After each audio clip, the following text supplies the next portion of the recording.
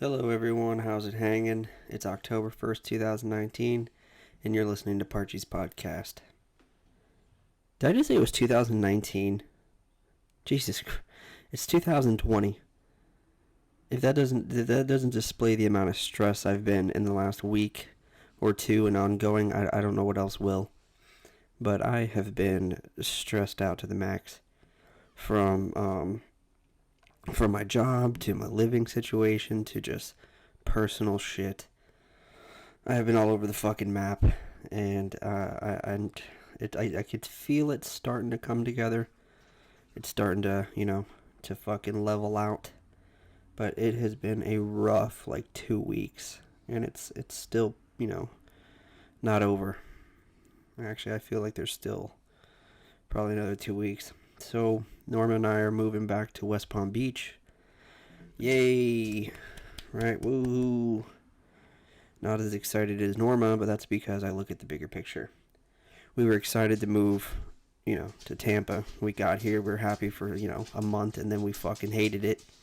Yeah, do that now. Thank you, that's the best time.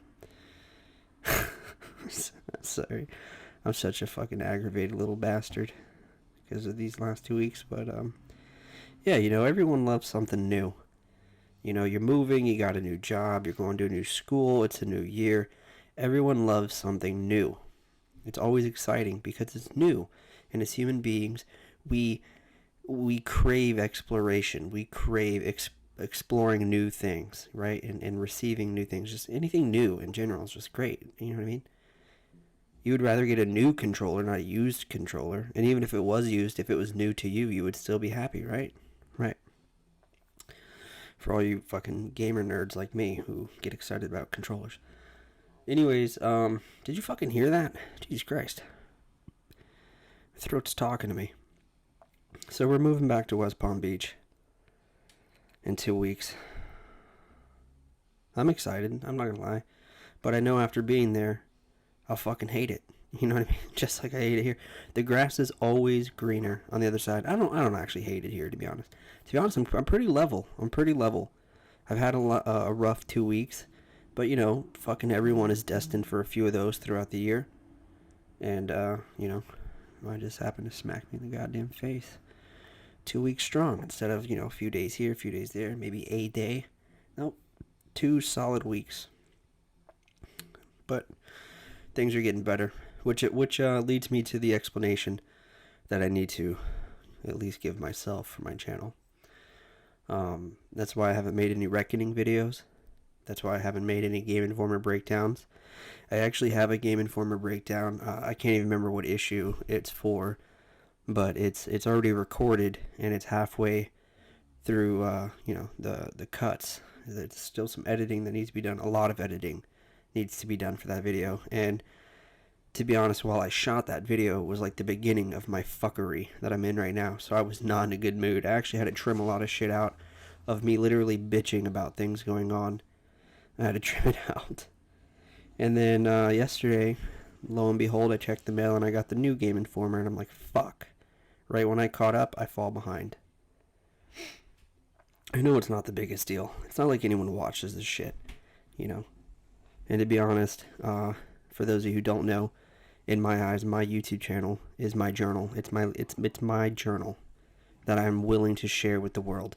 Whether I'm just playing video games, whether I write something for the world in particular, or I do a podcast or whatever. The fun part of this is going to be in a few years from now. 5 years, 10 years, 3 years, however long it is. Years down the road, I'm going to look back and I'm going to listen to this podcast, among others, and watch videos, among others, and I'm going to enjoy it because it's my life, okay? And I know that obviously no one else gives a fuck about my life, right? No one gives a fuck about what I'm doing because I am not Leonardo. I am not fucking Zuckerberg. I am not Kiyosaki. I am not anyone, okay? I'm just another fucking civilian like everybody else. Or a human being. Let's just be more basic and not be, just put it to the U.S. Just a human being, a normal human being. So yeah, this is primarily for me. And get that out of the way if I haven't addressed that in the past yet, but now I have officially. But still, it bothers me because these are things that I enjoy. Maybe that's why I'm so miserable. Maybe that's why these last 2 weeks have been so fucking hard, because I haven't been doing what I enjoy. I haven't been playing video games, but then again, I haven't had the time. It's not like I have my schedule's been as normal, and I'm just like, fuck, I'm not gonna do it today, and I'm gonna be, a fucking mean little fucking bastard. You know what I mean? For 2 weeks, my schedule changed at work. I ended up having 7 days in a row to work. I lost my consecutive 3 days off. Now it's like, that fuckery where you're on, off, on type thing. I fucking hate that so much. I've never liked the idea of working today, having tomorrow off, and then going back to work the next day, and then having the next day off. That is the worst fucking schedule. People who are like, oh, I kind of like it. You're fucking weird. You're just weird. It's that simple. You can't do anything. You want to stay up late? You can't. Well, you're going to fuck your schedule up. You got to go to work the next day. You know what I mean? So it's, I don't know. I guess the beauty is, if you're older, I could see it being more, neutral. Because, you're not staying up all night gaming. You're not going out partying. You're not, there's no need for you to stay up. You're going to go to sleep at 9 o'clock anyways. Who gives a fuck, right? Oh, at least I got the day off, right? I don't know. I've been trying to make my mind accept it and enjoy it. And it's coming around. The way I look at it is, okay, Sunday through Tuesday, right? That's after one day, I'm 33% done, right?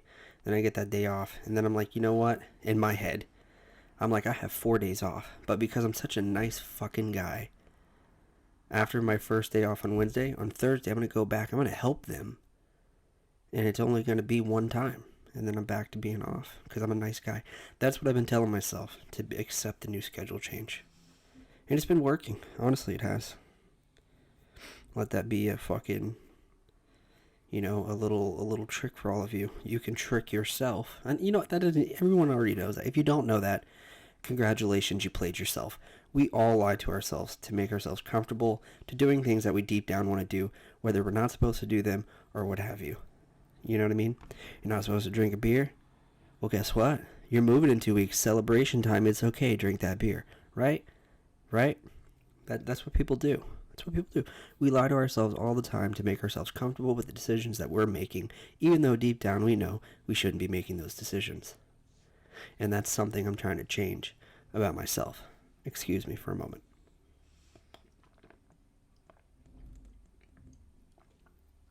Oh, that's cold. Leah, you good? You good? I hear you. Sound like you're scared. Having a nightmare or something. You're breathing heavy. Who the fuck am I kidding? Her nose is pushed in. She can hardly breathe. I don't beat her. She's an English bulldog. Look it up. But anyways, so that's what's going on.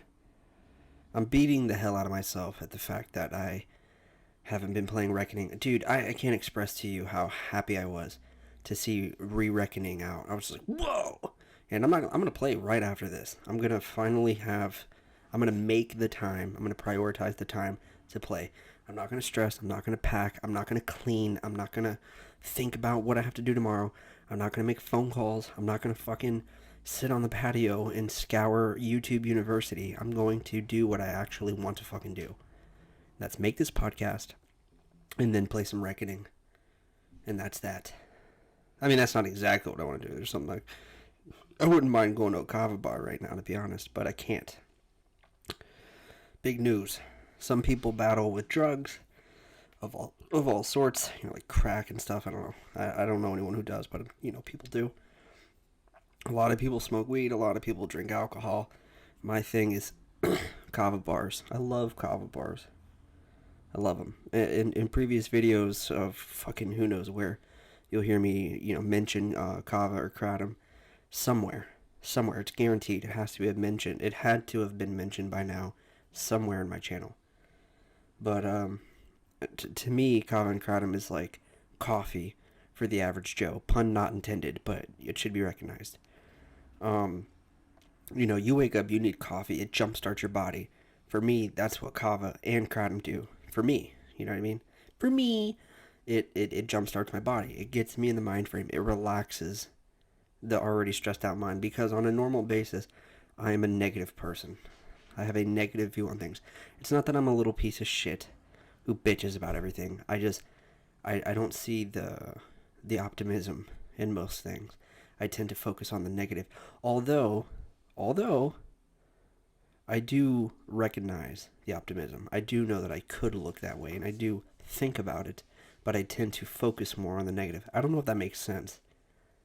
But I'm the biggest hypocrite in the world, because when Norma's, stomping around bitching about everything, I have every right answer for her. Because as a person from the outside looking in, it's always easy to address the problem. But when you are making the problems, it's hard to address it and give yourself the solution. It's always hard to accept the solution for yourself. And I know that.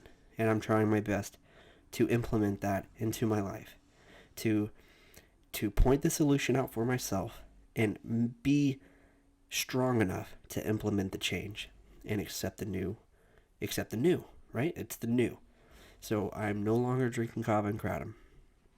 Not permanently, but I need to step away for a while, because I was having, I filled up on work days, I brought a canteen, which was about 14 ounces, right? That's about 2 glasses, because a standard glass of a drink is 8 ounces, so that's nearly 2 cups. Okay, granted, I didn't chug all of it at once, right? I fucking sipped on it throughout the day. And then when I got home from work, I would drink another glass. Standard, 8 ounces. I know they're 8 ounces because my cups are 8 ounces. So I was having approximately 3 cups a day, on average 4 days a week. And then on days off, probably about the same. Let's be honest, I'd have 2 to 3 throughout the day.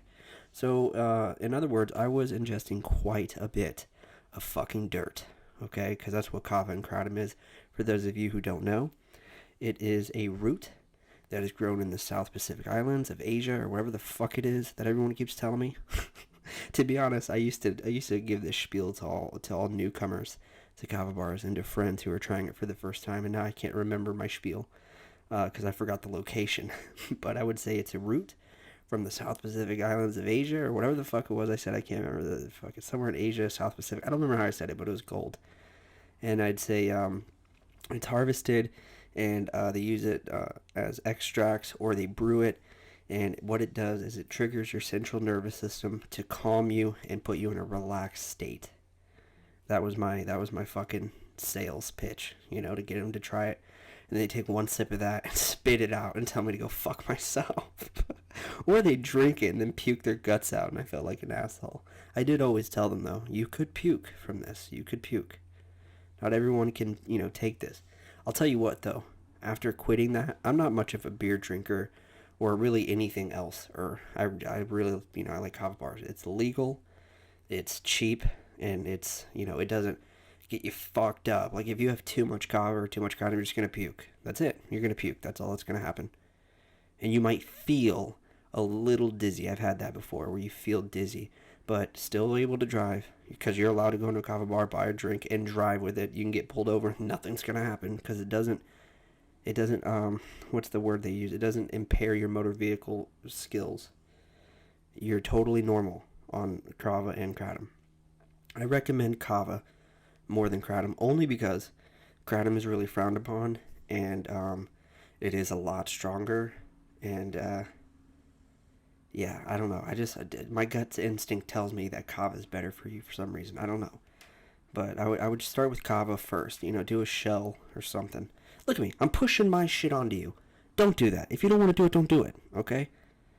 But I haven't had that shit in 5 days, and I'm not going to. My goal is to reach my birthday, November 17th. That's the goal. On November 17th, since I'll be in West Palm at that time, I'll go to my favorite kava bar, which is Island Root, off of 441. For those of you who know, be there, because I'll be there. And I'm going to have a shell and 1 tea, green, all day. Well, not all day. I'm going to have 1 of each. I don't know. I'll go more. I'm not sure. But anyways, that's the podcast. I'm running out of time, so I got to cut it. I'm going to play some Reckoning and try to get some videos pumped out, because I'm falling behind. And hopefully I can get the Game Informer done, or at least, worked on. Until then, I will see you guys in the next podcast or video that I put out. So keep it easy, stay cheesy, shake it twice, and don't let your meat loaf.